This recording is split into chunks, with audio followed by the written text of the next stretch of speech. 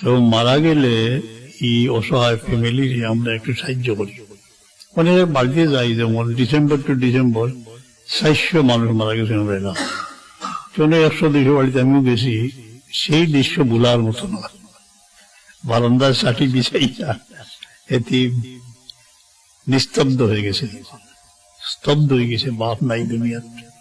তারা কিছু জিনিস দেই, দেখা গেছে হিসাব করিয়া 86 জন ওলা আছে যে যারা বেদিনপুর ইদ্যুৎ করছে, তো আমরা সামনে শনিবারে দিব।